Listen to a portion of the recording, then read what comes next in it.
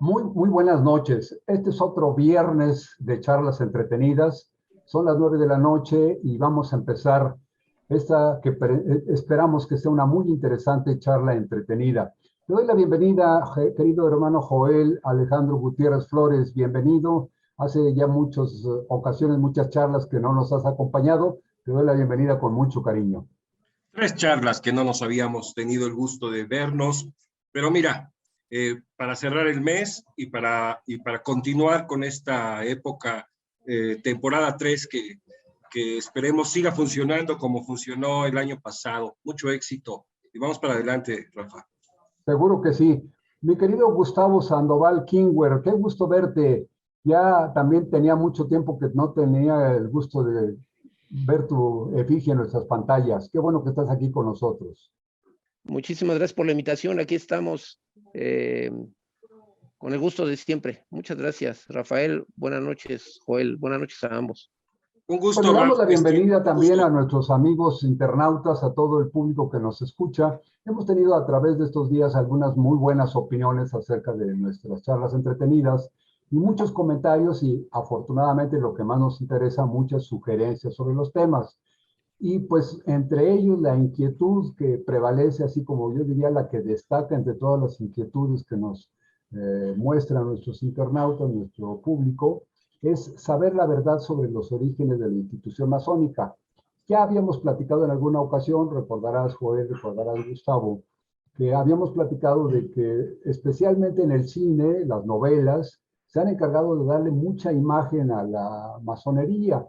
Y en las charlas de café, en las charlas de sobremesa con amigos, en cualquier círculo más o menos de conocimiento, surge muy frecuentemente el tema de la masonería.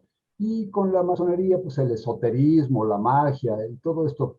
Y los que estamos inmersos en la vida diaria de la masonería, de repente hasta nos sorprendemos porque nos dan algunas versiones que la verdad están lejísimos de las verdades que nosotros conocemos al interior de la institución. Y hay otras que pues la verdad sí son muy apegadas o quizás hasta descarnadas y como que pues le quitan todo el esplendor y todo el brillo que la masonería tiene. Entonces, entre esos dos extremos, yo diría, entre las diatribas rectas que se convierten hasta en ofensas, y la otra, pues la melcocha, mucho dulce, el envolver en mucho celofán y decir es una maravilla. Yo creo que entre esos dos extremos podríamos situar la realidad. Entonces, por eso la razón de invitarles, Joel y Gustavo, ustedes que son gente con mucha experiencia, Joel Gutiérrez Flores, venerable maestro de la respetable logia simbólica Hermanos Flores Magón número 71, y Gustavo Sandoval, que también es un alto funcionario, es decir, de lo que se llaman dignatarios de la respetable logia simbólica Ignacio Ramírez el Nigromante, número 61. Entonces, con la experiencia, la autoridad que a ustedes les dan sus grados y sus condecoraciones, pues creo que nos pueden dar una idea muy clara para que nuestros amigos del público se puedan formar una idea exacta de lo que es la institución masónica. Hablábamos del cine. ¿Se acuerdan ustedes de algunas de estas películas que han mencionado a la institución masónica con mucho interés? Sí, claro, algunas, ¿no? Nicolas Cage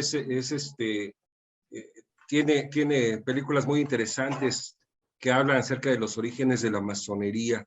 Incluso también películas como que se han llevado a la pantalla con los libros de Dan Brown, que hablan someramente de la masonería. Sí, hay varias por ahí, ¿no, Rafa? Muchas.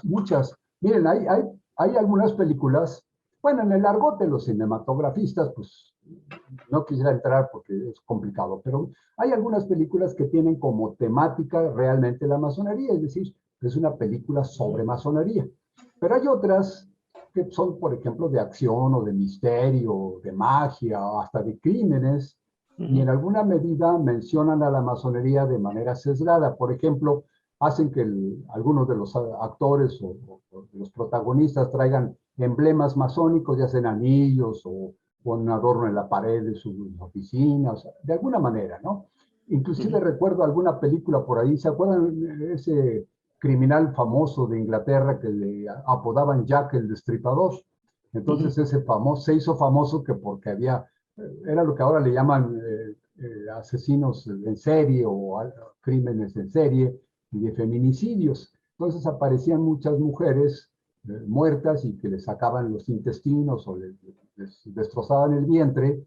Y en alguna película se veía claramente los emblemas masónicos, la escuadra y el compás, así como dando a entender que pues era la parte del misterio, de los secretos de la institución masónica, este tipo de crímenes. Entonces, entre todos esos extremos hemos visto muchas películas.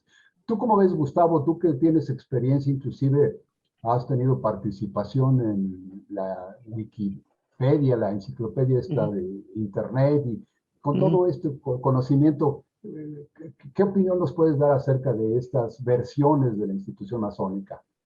Sí, en Wikipedia en particular, en el cine en general, he visto también muchísimas versiones en los dos extremos, que fluctúan entre los dos extremos, pero en Wikipedia en general, como se habla con un enfoque más científico y más de investigación, entonces ahí cada contribuyente, cada wikipedista trata de escribir, aportar con sus referencias bibliográficas lo que encuentra respecto al tema, pero de todos modos no dejan de cometer el error de sesgar la información y no dejan de decir muy de vez en cuando, más frecuente de lo que quisiéramos, que la masonería ha hecho tal o cual cosa. Y he estado leyendo, por ejemplo, estos artículos que hablan de los códigos, de las obligaciones antiguas, que en inglés le llaman old charges, que habla de los antiguos documentos manuscritos que en Inglaterra y en Francia, sobre todo en Inglaterra, se fueron originando y que hablan de los orígenes de la masonería. Y entonces, en muchos de esos documentos antiguos de los siglos XII, XIII, XIV, XV, se dicen cosas que con las investigaciones actuales se puede deliberar y debatir sobre si están sesgadas respecto a exageraciones o si realmente tienen algún fundamento de realidad. Y varias de ellas tienen realmente exageraciones que llegan a decir, por ejemplo, que la masonería inició oficialmente en los tiempos del Arca de Noé, cuando en realidad pues, podríamos decir que es demasiado romántico pensar que en los tiempos de Noé haya habido algo como una logia masónica. Podríamos decir que empezó a haber gremios de masonería cuando ya empezó a haber trabajadores de la piedra, albañiles, constructores, y eso no fue, definitivamente no fue en tiempos de Noé, fue mucho después. Entonces podemos encontrar muchísimas cosas, tenemos que seguir haciendo investigación, y me gusta este tema justamente con mi querido hermano Joel, porque él y yo ya hemos hablado en varias ocasiones de escribir una historia de la masonería en México, y es una muy buena oportunidad para volver a hablar del tema.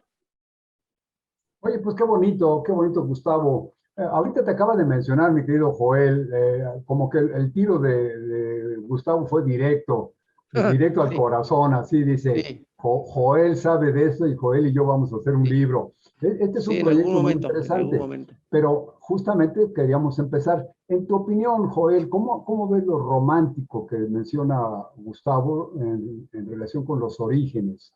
De Es acuerdo que con lo que tú vives, lo que has vivido, lo que has estudiado a través de muchos años dentro de las logias masónicas, se habla de los orígenes de la masonería en las primeras agrupaciones de constructores, como bien decía ahorita Gustavo, decía de los que trabajaban la piedra y esto.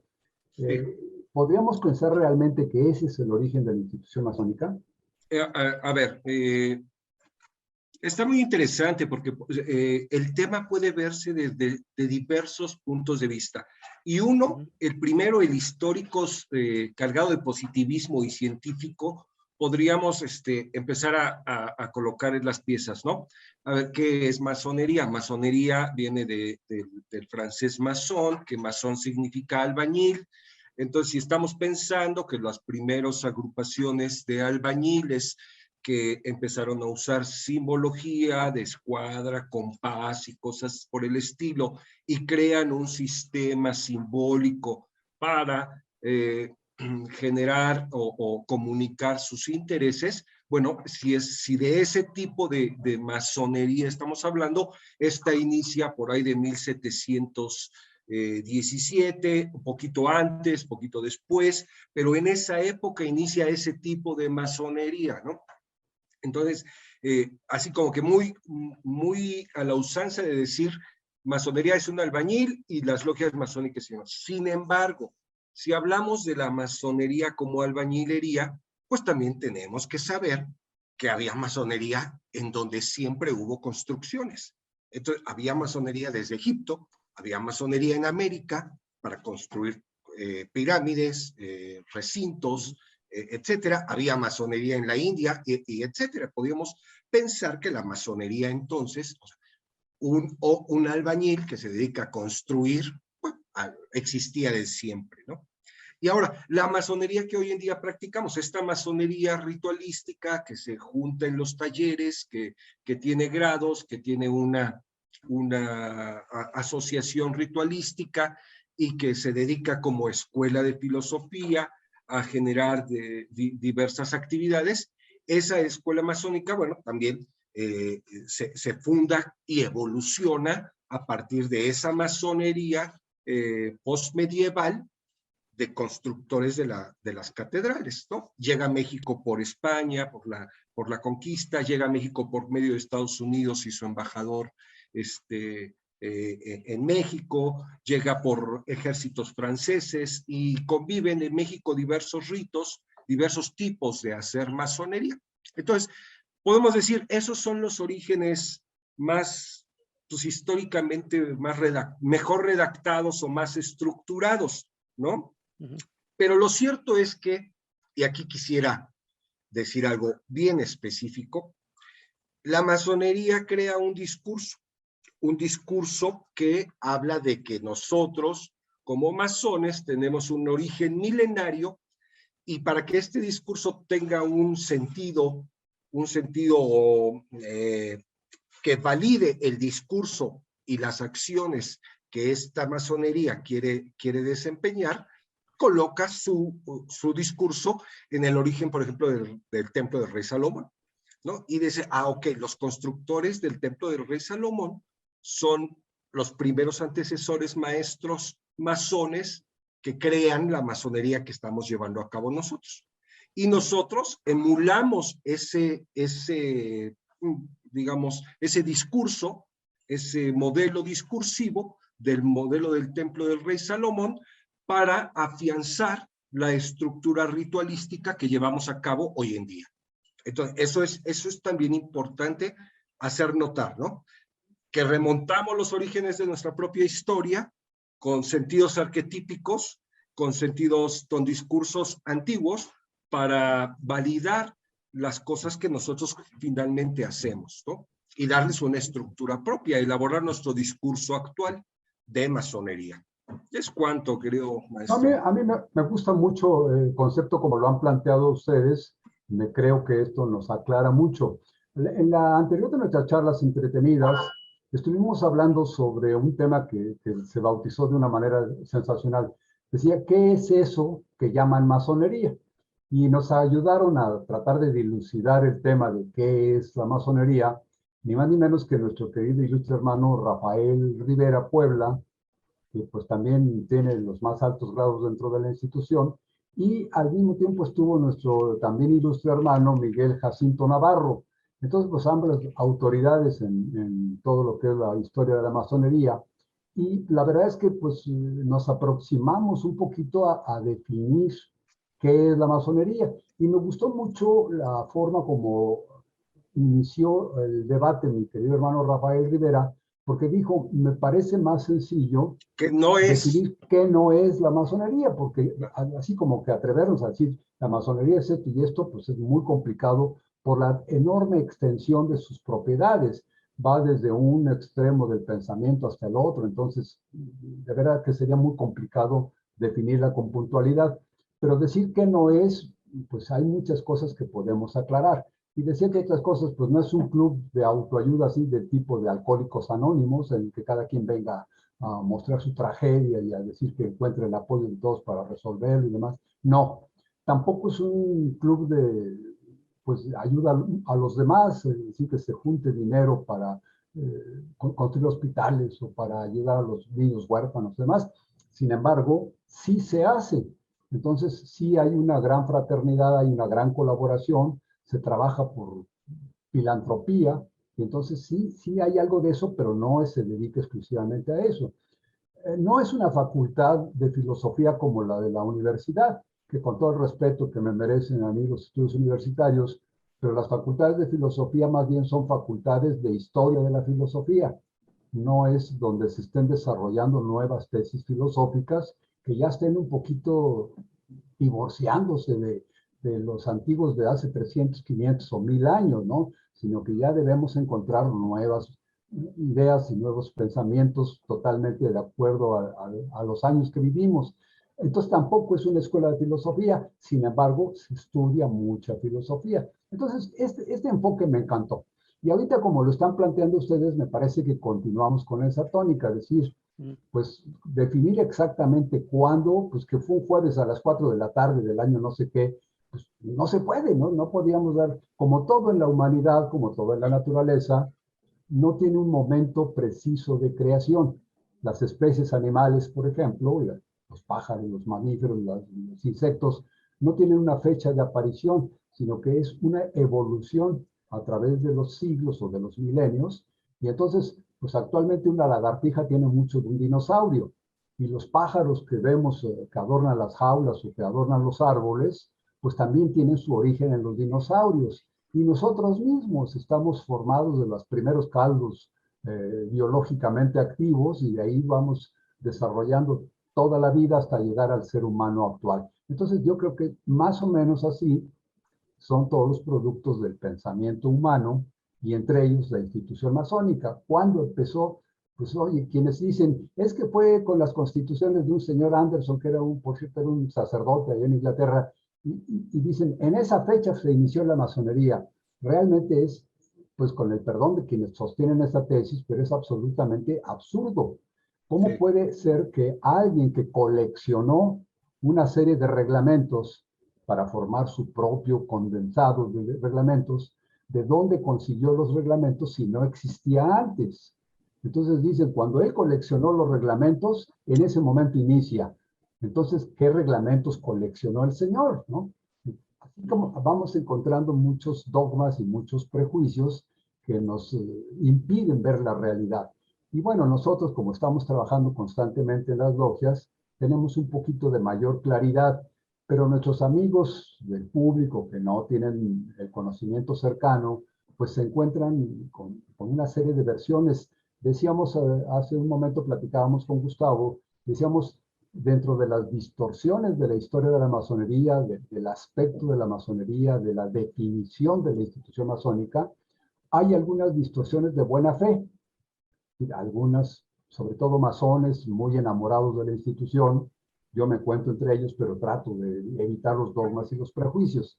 Pero con buena fe, con un gran corazón, pues comienzan a envolver en celofán y a darle muchos brillitos. Y entonces como que dicen, la institución masónica es cuando al creador se le complican las cosas, baja a la tierra y le pregunta a los masones cómo resolverlo, ¿no? Y no es para tanto, ¿no? Y por el otro lado están los contrarios, pues que se cometen cosas terribles, que hay demonología, que aquí se hacen misas negras, que se persiguió a la iglesia, que se hacen barbaridad y media. Y pues tampoco es cierto. Entonces, entre unas y otras cosas, creo que tendremos que aproximarnos, como ustedes bien proponen, ir encontrando la verdad. Sí, creo que es fundamental entender, no sé ustedes qué opinan. Dentro de los gremios, podemos encontrar los gremios primitivos, por ejemplo, de agricultores, los primeros que comenzaron a descubrir que sembrando una semillita podían tener semillas en mayor cantidad, y fueron descubriendo la agricultura, domesticando lo que podríamos decir las semillas, y fueron aprendiendo a ser agricultores. Pero esto no requiere la colaboración social, sino que prácticamente cada quien hace lo suyo en su terrenito, con sus semillitas y va descubriendo sus cosas. No es una actividad colectiva. La casa más o menos es colectiva, pero con las grandes piezas. Y eso, pues entre todos, a ver quién mata al dinosaurio, cada quien sacaba su filete de dinosaurio y se iba a su casa a comerlo, ¿no? Entonces tampoco es una actividad muy colectiva. Y así podríamos ir mencionando muchas otras de las actividades primitivas del ser humano, pero en donde sí es absolutamente necesario la actividad colectiva y organizada, es en la construcción de algo.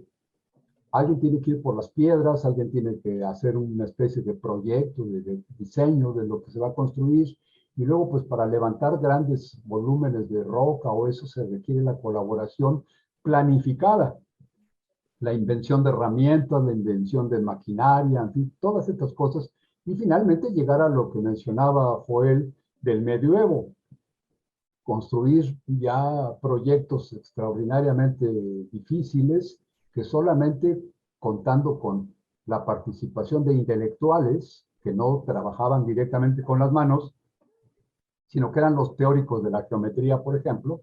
Estos teóricos pues estaban dedicados a pensar cómo resolver los problemas. Lo más difícil en la construcción, estarán todos de acuerdo, es poner el techo. Porque poner paredes es más o menos sencillo, piedra sobre piedra, tabique sobre tabique, y así vamos levantando las paredes. Pero la hora de poner la cubierta, de poner el techo, ahí se vienen las complicaciones. Entonces ahí se tuvo que resolver una serie de problemas tremendamente difíciles en aquella época y con las limitaciones de aquella época. Entonces yo diría que allí es en donde comienza la verdadera especulación, es decir, a pensar cómo resolveremos este problema. Se nos cae cada vez que levantamos esto, los troncos se rompen, las piedras se desarman y entonces se caen los techos. Debe haber habido un grupo, lo que ahora llamaríamos intelectual, que se ponían a razonar y pensar e inventar sistemas. Y los otros, los operativos, que era quien les decían, a ver, pon aquí 4 piedras y aquí atórale con esto y apriétele con aquello y ponle tierra encima, en fin, los operativos era la otra, pero trabajaban en plena colaboración. Y yo diría que esto, así como lo estoy planteando, me parece que nos mostraría así como una pieza arqueológica, es decir, esta es la primera logia masónica. Un grupo de personas razonando cómo resolver el problema. Y otras personas metiendo las manos y haciéndolo físicamente. Y pues con prueba y error hasta que fueron desarrollando las maravillas que se desarrollaron, por ejemplo, durante la construcción del estilo gótico, que ya es otra complicación. Entonces, ¿ustedes cómo ven si podríamos analizar, como bien decía Joel, que los constructores no son nada más los que hicieron las pirámides egipcias o los que construyeron la Acrópolis en Roma? No, también hay constructores extraordinariamente brillantes en Mesoamérica. Encontramos todavía trazos urbanísticos, por ejemplo, Machu Picchu, Teotihuacán, etcétera, que nos hablan de un gran desarrollo tecnológico y artístico. Así que, pues también esas son, obviamente, gremios de constructores muy importantes. Y no podríamos decir que nada más los europeos tienen la paternidad de esta institución. Por ejemplo, como la guerra. Nos dicen algunos, es que cuando llegaron los españoles nos enseñaron la guerra. No, por Dios, aquí la guerra también no se manejaba con arcabuces y pólvora, pero de que había guerras brutales, ¿no? Y sigue habiendo todavía. ¿Cómo ven ustedes este atrevimiento de mi parte para, pues más o menos, pues dar una idea de cómo se origina la masonería? Sí, por supuesto, la construcción no es monopolio de Occidente ni de Europa, ni de cierto siglo, es una cosa humana la necesidad de construir para tener un lugar donde vivir y de juntarse en gremios para organizarse y generar una inteligencia grupal y el trabajo cooperativo del que hoy se habla con esas palabras para que a cada quien le toque un papel y se pueda llegar a un resultado más óptimo que beneficie a todos. Eso, por supuesto, estamos totalmente de acuerdo. Lo que Aquí pasa hay es que aquí algo, estamos hablando también del lenguaje simbólico, y cuando hablamos del lenguaje, ahí es donde empiezan a surgir los malentendidos o las diferencias de opinión, porque hay una forma de definir un término para unos y hay otra forma de definir el mismo término para otros. ¿Qué ibas a decir, perdón, Joel? no, perdón, Gus, Sí. gracias por los comentarios. Es bien interesante entender entonces que si vamos a hablar de masonería, pues la masonería como sistema arquitectónico, pues se desarrolló en todo el mundo y en todas las épocas. Y como sistema especulativo, precisamente, como los que especulaban, es cuando esa propia arquitectura empieza a resolver los problemas que la misma construcción les va dando. Pero aunque podamos decir, esos son los orígenes de la masonería, pues sí, sí y no, porque finalmente, ¿qué estamos haciendo? ¿Qué tipo de masonería estamos haciendo hoy en día? Rafael Maldonado, Gustavo Sandoval, Luis Landini, Rafa Rivera, ¿qué masonería estamos haciendo? No estamos desarrollando ninguna idea para hacer un nuevo arco, no estamos desarrollando un nuevo tipo de... No somos incluso arquitectos, pues. Ninguno de los 4 o 5 que acabo de mencionar, ninguno es arquitecto de entrada, ¿no? Entonces, ¿qué tipo de masonería estamos haciendo hoy en día? Y yo creo que ahí debemos también, que aunque nuestro origen masónico, el origen ritualístico y simbólico, se desarrolla a partir de estos primeros constructores, la masonería que hacemos hoy en día, pues no es esa, no es una masonería de arquitectura, eso es otro tipo de masonería, pero que toma todos los símbolos de las herramientas de aquellos masones para desarrollar un discurso.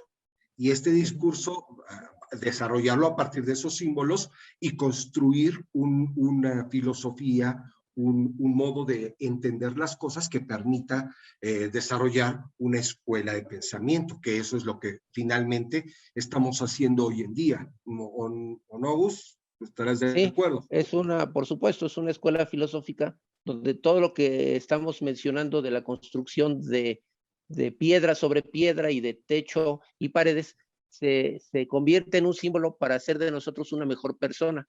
Y tratamos de ser una mejor persona construyéndonos a nosotros mismos, buscando cuáles son nuestros errores de construcción conforme nos vamos desarrollando, cuáles son nuestros prejuicios, cuáles son nuestros miedos, cuáles son nuestros errores a la hora de colaborar con otros seres humanos, y de esa manera vamos aprendiendo unos de otros. Volviendo un poco a lo que decía Rafa Maldonado respecto a Rafa Rivera cuando dijo qué es lo que no es la masonería, también quiero recordar o mencionar el punto de que no es tampoco una religión, a pesar de que dentro de la masonería también llegamos a estudiar en algún momento las religiones de la humanidad, o sea, los modos de pensamiento que han utilizado diferentes civilizaciones para concebir lo que cada una de ellas creyó que era su Dios, su divinidad o su ideal a seguir, ¿no? Por encima de lo humano, ¿no? Sí, y aquí podríamos hablar precisamente del tema que nos atañe mucho, cuáles son los mitos y las realidades, ¿no? Y definimos qué es el mito de la masonería. La masonería se desarrolló aquí en el templo del rey Salomón, cuando éste construye un templo para darle habitación a Dios mismo, ¿no? Y por eso construye el templo.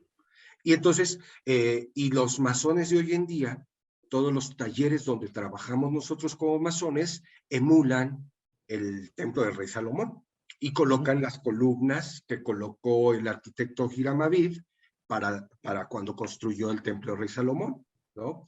Y emulan el oriente, el poniente, el sur y el norte, y desarrollan los mismos modelos arquitectónicos que vienen marcados cuando se le dicta a Salomón la creación del templo. Y entonces, los masones hoy en día, pues tomamos esa arquitectura y decimos, así construimos y desarrollamos nuestros talleres, y entonces le damos vida a ese mito, digámoslo así. Ese mito que viene de allá nos permite a nosotros crear el discurso de la construcción de nuestros talleres, y en esos talleres desarrollamos nuestros trabajos. Y eso me parece bien interesante, ¿no? Que podamos traer desde allá, desde ese pequeño mito, todo un discurso que nos permite tener una identificación masónica en lo que desarrollamos y hacemos. Pero no opinan ustedes, Joel y Gustavo, no opinan ustedes que en primer lugar ese mito está fundamentado en una realidad. Entonces sí podemos llamarle mito porque pues tiene algunas cosas inventadas, pero está fundamentado en una realidad. No es que un grupo de personas un día se reunieron y dijeron, oye, ¿qué te parece si inventamos a la masonería con esta y esta y esta tecnología o basado en esto y en lo otro? no fue una invención así momentánea. Lo que yo sostengo es que es un desarrollo, casi como llamamos de la ecología, se va desarrollando como lo que Darwin descubrió con las especies animales. Entonces, así se va desarrollando el pensamiento. Por ejemplo, ahorita que mencionan ustedes la filosofía, si hablamos de la filosofía en el año 2021, es una filosofía absolutamente diferente de la que hacía, por ejemplo, Aristóteles o Sócrates. En aquella época, en primer lugar, la gran mayoría de los seres humanos eran analfabetas. Los que sabían leer y escribir eran una minoría absolutamente pequeña. Los grandes pensadores no estamos seguros de que supieran escribir. Por ejemplo, de Sócrates no estamos seguros de que supiera escribir. Algunos alumnos de él escribieron y le atribuyeron ideas y dijeron, esto decía Sócrates, pero no se le conoce un libro escrito por él. Por ejemplo, la figura principal del cristianismo, Jesús de Nazaret, pues tampoco dejó vestigios de que supiera escribir. Sus conocimientos, sus opiniones, sus ideas, pues las plasman sus discípulos y muchos años después de su fallecimiento. Entonces, tampoco tenemos la seguridad de que ellos supieran escribir. Sin embargo, partiendo de esos supuestos, diríamos, también la masonería se ha ido desarrollando, pero al mismo tiempo se ha ido reduciendo en sus características. El filósofo medieval, pues era un super sabio que sabía de todo.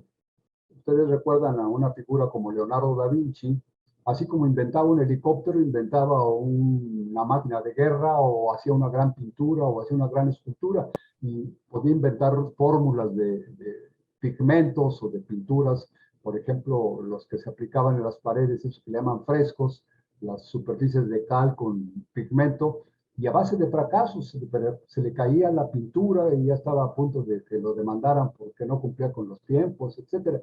Entonces, esos sabios, esos filósofos de aquella época, abarcaban un universo enorme de pensamiento.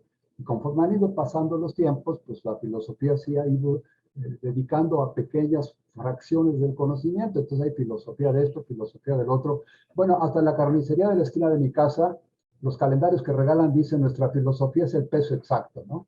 Entonces, bueno, hasta eso le llaman filosofía, ¿no? Pero ya son especialidades. Entonces yo creo que me atrevo a sugerir, a ver ustedes qué opinan, que la institución masónica ha hecho algo parecido.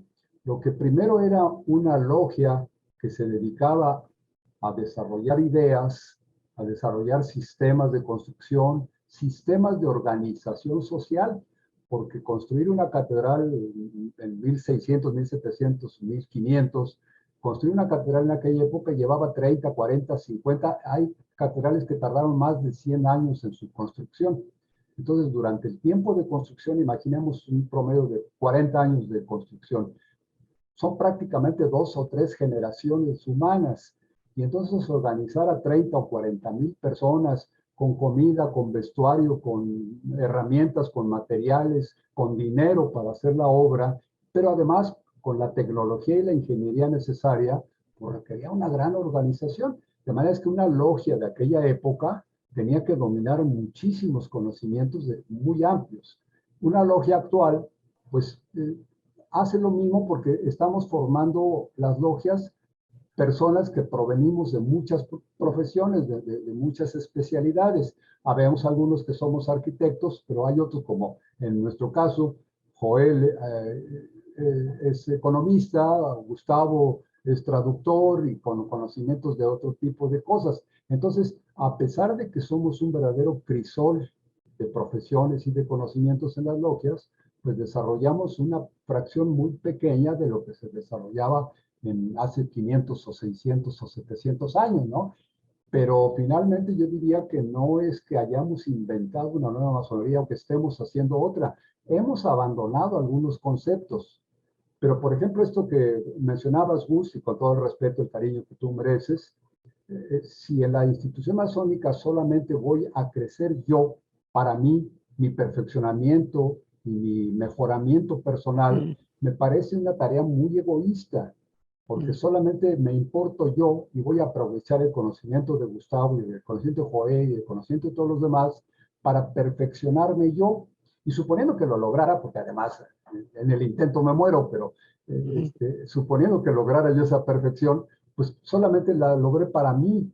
Y eso es tanto como los avaros que van acumulando dinero, acumulando capital para guardarlo en su colchón. No les va a servir de nada. Entonces yo creo que es el tiempo, y transcurridos los siglos o los milenios quizá, hoy, en el año 2021, creo que la humanidad necesita del concurso de los masones y que los masones vuelvan a pensar no solo en sí mismos, sino pensar en el resto de la humanidad y aplicar estos conocimientos que se desarrollan al interior de las logias para beneficio colectivo, por beneficio de la sociedad. Ahorita estamos llegando, o acabamos de pasar más o menos la mitad de nuestro programa, Gustavo y Joel, y me gustaría recordarles, nosotros planteamos siempre empezar nuestros trabajos, las charlas entretenidas que se pasan en vivo por Facebook a las 9 de la noche de los viernes. Entonces ahorita acabamos de pasar a las 9:30, más o menos es la mitad de nuestro programa, y lo que queremos es dar la oportunidad de todos nuestros internautas, de todo el público que nos oye y nos ve, que nos hagan sus comentarios, la verdad que nos regañen cuando no les gustan las barbaridades que dice el Maldonado o los errores que cometen los invitados, o si algo están de acuerdo, pues que nos digan también, yo opino exactamente igual. En fin, enriquecer las charlas entretenidas. Y en este sentido quisiera yo saludar, por ejemplo, hoy nos acaba de hablar Jair Jiménez Aguilar, que está allá por el estado de Veracruz. Te mandamos un abrazo con mucho cariño. Rebeca Gutiérrez también es una de las mujeres masones que pues, nos enorgullecen mucho por todo su talento y toda su dedicación. Leo Ember Garibay, Leo Ember, un abrazo con mucho cariño, qué bueno que estás con nosotros. Y Marco Antonio, hace mucho que tenemos ganas de que nos acompañes. Estás cordialmente invitado, Marco, también te respetamos mucho por tus conocimientos, tu amplitud de cultura, entonces creo que nos ayudarías mucho a resolver algunos problemas en los que me meto aquí. Y Xochitl Hernández, Xochitl, un abrazo. Xochitl, una extraordinaria mujer también, masón de la época actual, joven, muy activa, ha tenido experiencias políticas como funcionario público y actualmente se desarrolla justamente en apoyo a las grandes necesidades de la gente. Ella se desarrolla en el estado de Veracruz, viendo cosas de necesidades ambientales y resolviendo muchos problemas, y creo que lo hace muy bien llevando la filosofía masónica a sus actividades. Pero a mí me gustaría mucho que ella se sintiera apoyada en la masonería, o sea, no de motu propio nada más, pues, aplicar sus propios criterios, que ya de por sí ella es una buena persona, un ser humano extraordinario, entonces lo hace de naturaleza. Pero imagínense que contáramos con la posibilidad de guiar esos esfuerzos, de apoyarlos y de hacer algo en favor de la humanidad. Guillermo Sopeña está por allá por el norte de la República, en zonas con muchos problemas actualmente, en donde también se nota la necesidad de que la institución masónica mejore a su entorno. Guillermo Sopeña es un músico extraordinario, una muy buena persona, pero en un entorno tan peligroso como Ciudad Juárez, pues es como que el granito en el arroz, ¿no? Es una excepción en todo un mundo difícil. Entonces, si pudiéramos hacer que la masonería no se dedique nada más al crecimiento individual de sus miembros, sino que realmente haga una actividad colectiva, pública, que pudiéramos volver a retomar esa idea, ese papel de directivos de pensamiento. Está Tlacaele Lome. Tlacaele, un abrazote con mucho cariño. Felipe de Jesús es un maestro con experiencia como docente. Entonces, él ha tenido la oportunidad, y a mí me parece una oportunidad envidiable, de ir creando pensamiento en nuevas generaciones. Imagínense, tiene la parte más dúctil de la sociedad, que son los niños, y los ha tenido para formar generaciones nuevas. Entonces, esto también, insisto mucho, es motu propio, lo desarrolla porque así son ellos, de buenas personas, pero ojalá que pudiéramos hacer una labor colectiva de ideología en este sentido. Guillermo Sopeña, a que me refería hace rato, se refería a algunas películas como Indiana Jones, y dice que Indiana Jones maneja en muchas de sus películas. ¿Se acuerdan del personaje de Indiana Jones, que es un explorador que anda por todos lados buscando tesoros y se mete en subterráneos y así, se encuentra con muchos símbolos de tipo masónico. Yo digo que allí el director y el personaje pues, se aprovecha de la institución masónica, pero no le aporta nada a la masonería. Si nosotros los masones no andamos buscando cráneos de chango para comer el postre, ¿no? Entonces se aprovecha pues para darle brillo a sus películas y eso es lo que me gustaría mucho, digamos, diferenciar. También Maya Adame también dedicada a la música, y también una mujer moderna con conocimientos masónicos. Michelle Lau, te mandamos un abrazo, lo mismo que a Virgilio Rodríguez. Eduardo, Lalo, qué gusto que estés aquí con nosotros. A Eduardo le mandamos un abrazo, ya nos haces falta por aquí tu trabajo en las logias.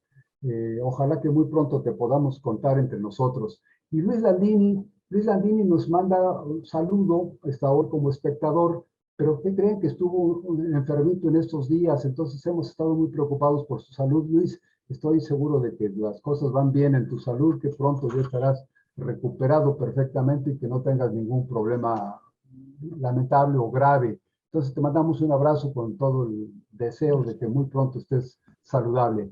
Joel, Gustavo, ya me entretuve un poquito comentando las opiniones y los saludos de nuestros amigos, pero creo que es muy importante contar con las opiniones de ellos porque esto nos permite ir centrando nuestros comentarios y sobre todo abordar los temas que son de interés para el público.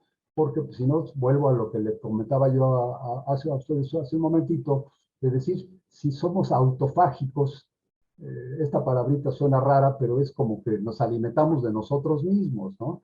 Entonces, si servimos solamente para nuestro propio interés, pues me parece una actitud poco generosa. Y lo importante es ir desparramando el conocimiento que pues, a nosotros nos ha llegado gratis. Entonces, ya me distraje demasiado, Gustavo, Joel, por favor, ayúdenme porque ya me enredé, ya no sé ni qué estoy diciendo. Pues, estábamos comentando muy interesantemente esta parte de cómo es orígenes de la masonería, nuestros mitos y las realidades. Y creo que hemos intentado, pues sí, desmitificar un poco ese origen mágico, mítico, que se coloca ya en los constructores egipcios, los constructores del templo del rey Salomón, etcétera, ¿no? Incluso hay mitos que colocan el origen de la masonería también en los mismos templarios, que los templarios dan origen también a sociedades iniciáticas, ritualísticas, que también dan origen, juntándose con los constructores de las catedrales, que es otro de los grandes mitos del origen de la masonería, como los ritos iniciáticos templarios, junto con las organizaciones de constructores masónicas medievales, pues crean también la masonería que hoy en día conocemos, ¿no? También es otro mito muy interesante que también yo creo que habría que estudiar, que habría que desmenuzar un poco, porque sí, efectivamente hay simbología que se emula y se recoge de esos lugares y que se lleva a cabo, ¿no? Pero en particular que el rito masónico, como hoy en día lo conocemos, sea de ese origen, pues también hay que escarbarle mucho y hay que debatirle bastante, ¿no, mi querido Gustavo? Sí, sí. El origen de los ritos también es un gran debate, por cierto, porque podemos leer el libro de Mateos, donde habla de cómo fue que se originó el rito nacional mexicano, y hay muchísimas páginas en donde menciona datos y nombres, pero aún así, aunque haya un autor que los haya mencionado, no estamos seguros de que así haya sido realmente, sí, o de que haya sido sus intereses y sus filias políticas las que hayan dirigido sus afirmaciones. No podemos asegurar que haya sido de otra manera, ¿no? Respecto a las películas, a los que hemos visto muchísimas veces en el cine, me estaba yo acordando hace rato de ese documental, no sé si ustedes me pueden ayudar a recordar de quién se trató, de un personaje que ingresó a la masonería y que después decidió hacer una película o un documental donde mostraba toda una ceremonia de iniciación tal como las conocemos, y parece que fue un poco como su manera de tomar venganza o de hacer una contribución negativa y positiva al mismo tiempo, porque logró sacar a la luz muchas cosas que tal vez no debieron haber salido, pero que de todas maneras abatieron muchos mitos que se habían estado generando hasta entonces. ¿Ustedes recuerdan el nombre de esa película o documental donde se ve la ceremonia de iniciación, donde se ven todos los personajes que ayudan a que el personaje central del documental, que creo que es en blanco y negro, tenga una iniciación? Creo que era europeo, pero no estoy seguro. ¿No lo recuerdan? No, realmente yo no sé exactamente a qué documental te refieres, Gustavo, O una película. pero sí, no recuerdo exactamente a cuál te refieres, pero lo que sí les puedo decir es que en mi experiencia personal he conocido a muchos masones y masones famosos. Hoy, discúlpenme que no dé nombres porque no quisiera lastimar a nadie. Hay todavía historia muy reciente, gente que está muy cercana en el tiempo y en el afecto, pero he conocido muchísimos masones que han tomado miles de fotografías y las publican. Ustedes entren simplemente a las páginas de internet, al mismo Facebook, por donde estamos nosotros transmitiendo nuestras charlas entretenidas, y ustedes verán cómo proliferan las fotografías de personas que presumen de ser masones. Y no solo eso, hay grupos que pretenden enseñar masonería por el internet y demás. Es ya no sé si podríamos llamarle así, pero es una publicidad hasta engañosa, ¿no? De muchas cosas sobre la institución masónica. Y bueno, lo que nosotros en las charlas entretenidas proponemos es lo contrario. Sí queremos salir, convertirnos en esa puerta, en esa ventana, en ese puente que comunique el interior de las logias con la vida normal de todos los días, con todas las personas no iniciadas en la masonería, y que haya esa comunicación. Pero desde luego, pues se trata de no crear falsas expectativas, porque imagínense ustedes, y permítanme la similitud, imagínense ustedes que viéramos un documental de una operación de corazón abierto, con un paciente con el tórax abierto, y está el documental con las cámaras perfectamente enfocadas, viendo cómo se opera un corazón. ¿Ustedes creen que si vemos ese documental hemos aprendido a operar del corazón a una persona? Por supuesto que no, sería absurdo suponer eso. Entonces, ver una ceremonia de iniciación masónica y decir, yo ya sé qué es la masonería, pues es igual de absurdo, no es así. Sobre todo que la masonería, pues son vivencias, lo han dicho en muchas ocasiones ustedes y lo han dicho otros masones. La masonería podríamos definirla como un sistema de vida, un modo de vida. Entonces, aprender un modo de vida es muy complicado. Inclusive algunos que nos presumimos de que tenemos muchos años en la trayectoria masónica y que nos adornamos con pues con todas las condecoraciones que la institución propone y demás, la primera oportunidad damos el changazo. Entonces nos caemos en la primera oportunidad demostrando que no hemos aprendido, que realmente no somos lo bueno que creemos ser, que no hemos desarrollado ese espíritu, esa fraternidad, esa comprensión, esa tolerancia que tanto defendemos y que tanto decimos que se desarrolla en la institución masónica. Entonces, imagínense, yo he aprendido a manejar maravillosamente mi coche dentro de la institución masónica y salgo a la esquina y ahí me estrello contra un poste. Pues no aprendí mucho. Entonces, esto creo que es algo importante de desmitificar. Pero insistiría yo, regresaría un poquito, si ustedes me permiten, el atrevimiento, a decir esto. Realmente, por ejemplo, mencionabas a Mateos. Mateos tiene un librito, y es un librito, pues es una colección de datos que realmente no dicen nada, es listas y listas de personajes que según él estuvieron en la institución masónica. El mismo personaje es discutible, porque hay quienes dicen que este señor Mateos fue uno de los fundadores del rito nacional mexicano. Y la verdad es que el señor Mateos, entre el nacimiento de Mateos, el que hizo el libro, y el rito nacional mexicano, hay más de 40 años de diferencia, quizás 50 años de diferencia entre la fecha de nacimiento del señor Mateos y la firma de la Constitución del Rito Nacional Mexicano. Entonces, el Mateos, que figura como autor del libro no es el mismo Mateos que firmó el acta constitutiva del rito nacional mexicano. Entonces aquí vemos todas las confusiones y todos los galimatías que se producen tratando de dilucidar la historia. Y luego decía Gustavo esto de las preferencias políticas. Por supuesto que sí, si nos vamos a la historia, ya no la historia masónica, sino la historia universal, vemos cómo era el sistema político allá por los años 1500, 1600, entre Inglaterra, Francia, España, Dinamarca, cómo las casas imperiales se jugaban el mundo entre ellos, se lo distribuían por medio de matrimonios o de guerras. Entonces, por la paz o por la guerra, pero se apropiaban de todo lo que había. Y ahí surge esto que mencionó Joel, que me parece encantador que lo haya mencionado. Surge un grupo que le llamaron los templarios, un grupo de monjes, una congregación de monjes que además aprendieron las artes de las armas.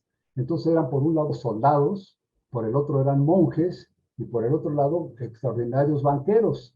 Entonces fueron desarrollando un poder extraordinario y además se convirtieron en consejeros de los grandes monarcas que también, regreso con la insistencia del culto, los grandes monarcas eran analfabetas, heredaban el trono y heredaban el poder, pero no siempre lo conquistaban con sus capacidades. Entonces, por eso veíamos que eran unos jovencitos cuando lograban el trono, algunos enfermos de tuberculosis y de sífilis y de cosas terribles, pero eran los monarcas. Entonces, grupos de gente pensante, intelectuales, el cerebro tras del trono, pues estos fueron los templarios. Y ellos sí comenzaron a dominar realmente las artes políticas de la guerra y de la economía. Y se hicieron tan poderosos que pues, los otros se unieron en su contra y finalmente los desaparecieron, los metieron a la hoguera y destruyeron toda la creación de ellos. Pero yo sí pensaría que justamente esa forma de razonar, de pensar, de acumular el poder del conocimiento, es una herencia que llegó hasta la masonería actual. Ahora, que los herederos no lo sepamos utilizar, es lo mismo que pasa con los grandes capitales. Dicen que el abuelo fue el que hace la fortuna, el hijo la disfruta y el nieto se la termina, ¿no? Entonces, lo mismo ha pasado, creo que con la masonería. Los abuelos nos hicieron una gran institución y nosotros la estamos, pues, nada más disfrutando o medio disfrutando, y en nuestras manos está el grave peligro de que se nos deshaga. ¿Ustedes cómo ven? ¿Estoy demasiado exagerado en esto? Es por supuesto realista esa visión. Es lo que solemos hacer los seres humanos con todo lo que nos dan. No lo sabemos valorar si no vemos el esfuerzo que costó su construcción, y si no participamos en la construcción, es muy probable que es más probable que participemos en su destrucción. Pero no seamos pesimistas, seamos más bien realistas y tomemos la parte constructiva de nuestra persona, y no solo de nuestra persona, porque yo no hablaba de una actitud egoísta, por cierto, sino de un grupo, de una actividad colectiva y comunitaria, para que entre todos podamos hacer de un mundo mejor. Y no hablo del mundo en general, sino por lo menos el mundo que nos rodea, la pequeña comunidad con la que convivimos a diario, nuestra familia, nuestros amigos, nuestro barrio, y de que de esa manera podamos ir mejorando la vida de la sociedad en la que estamos actualmente. Esa es mi postura. Mi querido Joel, agradeciendo también todo lo que nos ha comentado ahorita Gustavo, ¿tú crees que podríamos ya, de acuerdo a lo que hemos platicado en esta prácticamente 50 minutos que vamos de charla, ¿tú crees que ya podríamos intentar una especie como de síntesis o de conclusión de decir, pues según mi criterio, la masonería tiene esta historia? Este tema no solo lo tocamos hoy, lo tocamos en la segunda y lo tocamos en la primera temporada. Incluso en las precuelas de las charlas entretenidas, donde tú las hacías en unos 13 a 15 minutos, donde dabas cápsulas muy extraordinarias acerca. Tienes una donde hablas de los orígenes exactamente de la masonería. Entonces, es un tema que recurrentemente tocamos en estas charlas. Y yo creo que lo más importante es que hemos podido desmitificar y por lo menos poner un orden a lo que nosotros pensamos de qué es la historia de la masonería y cómo se ha venido desarrollando. Incluso varias charlas entretenidas, tocamos la historia de la masonería en México como por 3 o 4 charlas. Y fuimos desmenuzando cómo se iba dando esta historia de la masonería en México, y que si Vicente Guerrero era de York, y si Miguel Hidalgo era del escocés, etcétera. Nicolás Bravo. Efectivamente, ¿no? Y fuimos desmenuzando. Yo creo que estamos en una posición ya en este momento en donde podemos, gracias a toda la literatura y a todo lo discutido, podemos quedarnos tranquilos y empezar a crear la nueva historia de la masonería. Landini la llama la neomasonería contemporánea, ¿no? Una masonería en donde nos estamos ya como nuevos masones, que salimos de los talleres y empezamos a buscar incidir de manera más profunda en las políticas públicas del país, incidir de manera más proactiva en las ideas que generamos en los talleres, incidir de manera más pública en que el devenir de las sociedades pueda ser un pensamiento positivo y que ayude a una transformación social, pues es algo que ya nos debemos empezar a interesar, ¿no? En ese proyecto que queremos sacar ya de los talleres masónicos, y no quedarnos, como bien lo hemos dicho, en la añoranza de ser los templarios, en la añoranza del rito del medievo, en la añoranza de la contemplación de los astros y las estrellas, sino la creación de las nuevas políticas públicas que realmente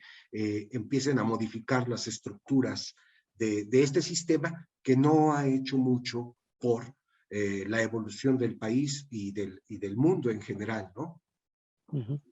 Yo en ese sentido estoy totalmente de acuerdo con lo que acabas de plantear, Joel. No sé, Gustavo, qué opines, pero fíjate que acaba de mencionar, Joel, algo fundamental que me gustaría mucho que tú nos opinaras. Hablábamos hace un ratitito, hace unos minutos, de que actualmente en las logias no hacemos esa labor de arquitectura de la construcción que hicieron las logias del medioevo, de la época del desarrollo del arte gótico, que yo diría que es la máxima expresión, el máximo esplendor de la arquitectura de todos los siglos. Pero decíamos que no lo estamos haciendo. Sin embargo, hace falta que lo hagamos. Y yo hablaba de que en aquellos talleres, en aquellos grupos de constructores, se desarrollaban muchas labores, muchas profesiones se fueron desarrollando ahí.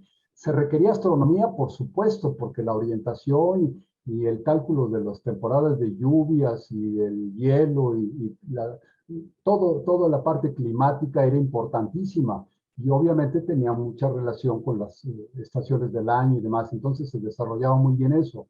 No se diga la ingeniería, descubrir el arco, esa curva que sostiene las puertas o que sostiene los techos, pues fue una verdadera hazaña, yo creo que superior al viaje a la luna, porque el viaje a la luna ya fue la colaboración de muchos detallitos, pero desarrollar por primera ocasión el arco en alguna sociedad de constructores debe haber sido verdaderamente trascendente.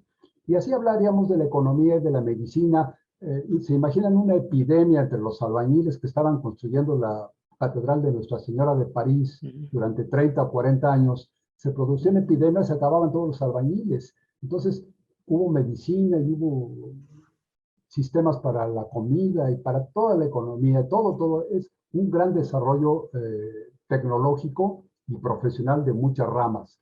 Pero ahora, ¿por qué no lo hacemos? En una logia, en cualquier logia, coinciden profesionistas de muchos ramos, artesanos y comerciantes, en fin, todas las profesiones y todos los ramos de trabajo coinciden en una logia. Sin embargo, pues no estamos desarrollando nada. La economía del mundo está por los suelos. ¿Cómo es posible que hoy, en el año 2021, las grandes potencias tengan que recurrir a una guerra para medio levantar sus economías como lo hacían hace 100 años? Entonces ahorita están inventando una guerra, inventándola literalmente para activar sus economías. Es absurdo porque va a costar muchas muertes y finalmente la economía no se va a desarrollar, pero bueno, siguen utilizando eso. Por otro lado, si hablamos de la medicina, pues hombre, estamos inmersos en una pandemia que ha servido, únicamente ha servido para engruesar el bolsillo, las chequeras de las 6 grandes empresas de medicinas del mundo. Y sin embargo vemos la terrible miseria que en muchos países ha impedido que lleguen las vacunas. En fin, por todos lados. Y si hablamos de arquitectura, mi querido Joel y mi querido Gustavo, y con el perdón que me merecen todos los profesionistas de la arquitectura, estamos viviendo un mundo sin arquitectura. Estúpidamente se construye exclusivamente basados en el dinero. Entonces no se desarrollan los proyectos ni urbanísticos, ni de edificios o de viviendas, no se desarrollan conforme a las necesidades humanas, sino se desarrollan conforme a los criterios de los financieros. Entonces dicen, esta edificación debe costar tanto y se debe poder vender en tanto tiempo. ¿De qué medida vamos a hacer las recámaras? Eso no importa. Lo que se requiere es que cueste tanto. Lo estoy viendo todos los días. Se construyen unas posilgas de 40 metros y se dice que son para que viva la gente de una manera armoniosa. ¿Cómo puede vivir una familia de 5 o 6 miembros en una casa de 48 metros cuadrados? Pero se dice que vamos a construir una vivienda digna de los seres humanos y así por el estilo. Entonces, si dentro de las logias que tanto discutimos podemos desarrollar tesis y desarrollar sistemas que ayudaran a mejorar el mundo, creo que volveríamos a hacer aquellas antiguas logias. ¿Tú cómo ves esto, Gustavo? Perdón, sí, adelante, Joel. Hay un paso. ¿Sí? ¿Qué pasó? ¿Algo pasó con Joel? Se le detuvo la ¿Tú cámara, tal vez. ¿Qué opinas, Gus, mientras regresa Joel a nuestra imagen? Sí, bueno, yo iba a mencionar el gran problema que tiene el planeta respecto al medio ambiente. Se está contaminando el planeta por todos lados y, por ejemplo, ese asunto de la vivienda armoniosa, que no es nada armoniosa, está provocando muchísimos otros problemas, no solo para las personas que van a vivir en la vivienda, sino también para las personas que van a vivir alrededor de la vivienda, porque se van a perder agua, van a perder muchos beneficios que antes, van a perder la luz del sol. Y con esa mentalidad, el planeta se está destruyendo y estamos contaminándolo todo, y una sobrepoblación que va a acabar, que está acabando con muchas de las cosas de las que hemos venido disfrutando durante muchos siglos. Gracias, Gustavo. Joel, qué bueno que ya estás aquí otra vez con nosotros. Estamos terminando nuestro programa. Vamos a tratar de despedir a nuestro público. Les agradecemos mucho su presencia en estas charlas entretenidas que se transmiten en vivo por Facebook todos los viernes a partir de las 9 de la noche. Unas horas después subimos a nuestro canal de YouTube que se llama Charlas Entretenidas y tenemos la misma charla ya, digamos, editada. Les agradezco mucho. Luis Landini nos manda saludos desde la tierra de COVID, o sea que pues parece ser que Luis Landini padece COVID. Te mandamos un abrazo, Luis. Un abrazo, Luis. Nuestros mejores deseos, porque muy rápido te recuperes. Luis, afortunadamente, es un hombre joven, saludable, robusto, y con un modo de vida muy cuidado, muy mesurado, de maneras que yo estoy seguro, aparte de mis deseos, tengo la certeza de que va a ser muy rápido. Miguel Atello Saavedra dice, como cada viernes, nos comparten luz y conocimiento. Oye, pues muchas gracias. Gracias porque digas que te comunicamos luz. Hortensia Rodríguez está también aquí con nosotros. Horte, no se nos vas a escapar. Hortensia, la queremos mucho, que se nos permita explotar sus conocimientos. La invitamos a una de nuestras charlas entretenidas y muy pronto nos va a estar dando luz seguramente. Uriel Jiménez, saludos fraternales, y dice que les parecen muy enriquecedoras las charlas. Y M. Evelyn también está con nosotros, nos manda un abrazo. Estamos terminando, Joel y Gustavo, les agradezco mucho. Rápidamente alguna síntesis, ya muy rápido para despedirnos de nuestros amigos del público. Sí, gracias, Rafa. Es un gusto y un placer volver a reunirnos en estas charlas entretenidas. Y yo creo que hay que destacar que, como bien lo dices, hay que empezar a generar nuevas tesis para que se generen nuevas ideas en el campo, pero incluso yo creo que antes de empezar a generar esas tesis, debemos cuestionar más las que ahora están, porque finalmente debemos reconocer que se crean más de 6 billones de pares de zapatos en el mundo y más del 6% de la población mundial no tiene zapatos, y estos zapatos no se venden, y por el bien del capital se tiran a la basura. Entonces, estamos viendo una contradicción espantosa, y eso es un ejemplo, pareciera absurdo, ¿no? Tiramos del 30 al 40% de la comida que producimos, cuando más del 50% de la población mundial apenas y tiene para comer en este país. Imagínate la grave situación, la brecha que estamos generando, ¿no? Y esas cuestiones tenemos que puntualizarlas más en nuestros talleres, ¿no? Tenemos que sacarlas. ¿Por qué estamos pensando como estamos pensando? ¿Por qué creemos lo que decimos creer? ¿Por qué estamos convencidos de que los sistemas funcionan como están funcionando? Difícilmente a nuestra generación le va a tocar cambiar la estructura del capital que tenemos ahorita, pero sí podemos en nuestros talleres elaborar las preguntas correctas para poner en cuestionamiento a nuestras próximas generaciones y poder realizar una verdadera utopía real, bonita, que pueda transformar las conciencias y la economía y la sociedad que podamos y queremos dejarle a nuestros hijos, ¿no? Por eso yo voy, hacia ese sueño yo voy. Y creo que los masones podemos construirlo. ¿Es cuánto? Muchas gracias, Joel. Gracias, Gustavo. Una síntesis para despedirnos de nuestros internautas. Mis palabras quieren ser breves. Solamente me gusta que conozcamos la historia para que aprendamos a no cometer los mismos errores. Es un ideal. Quiero que conozcamos y que sigamos trabajando para que hagamos de esto un mundo mejor.